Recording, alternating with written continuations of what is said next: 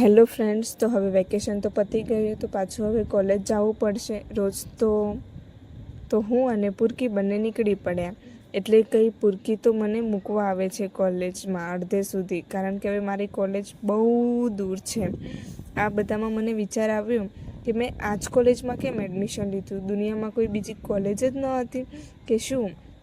પણ પાછું એક્ટિવાને ભૂખ લાગી હતી, તો એની ટાંકી ફૂલ કરીને પાછા અમે ત્યાંથી આગળ નીકળી ગયા.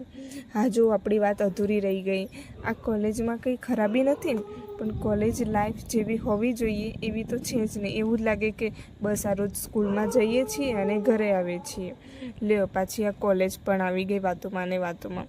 પછી ક્લાસમાં જઈને બેઠા તે જોયું, અરે આજ તો બહારનું વાતાવરણ કેટલું મસ્ત હતું. તો પછી લેક્ચર ચાલુ થવાનો હતો, તો પછી મેં ફોન મૂકી દીધો અને બ્રેકમાં પાછો મેં ફોન કાઢ્યો. અને બ્રેકમાં જોયું તો એકલી બેઠી છું ક્લાસમાં, બધા ગયા છે ક્લાસની બહાર. અને પછી કંઈક વિચારતી હતી, ખબર નહીં હું શું વિચારતી હતી. હા, છૂટી ગયા, હવે શાંતિ થઈ. અને બહાર તો વરસાદ ચાલુ હતો, ફૂલ વરસાદ ચાલુ હતો. તો ટેન્શન થઈ ગયું કે હું ઘરે કઈ રીતે જઈશ આટલા વરસાદમાં. મને લાગે છે કે મેં જે બુકમાં શાયરી લખી હતી એ જ બુક આજે આસમાને વાંચી છે, એટલે જ આસમાન રોવે છે આજે આટલું બધું. પહોંચીને મેં પૂરકીને ફોન કર્યો કે જલ્દી લેવા આવો. તો કેટલી બધી રાહ જોઈ મેં એની, પછી એ મને લેવા આવી.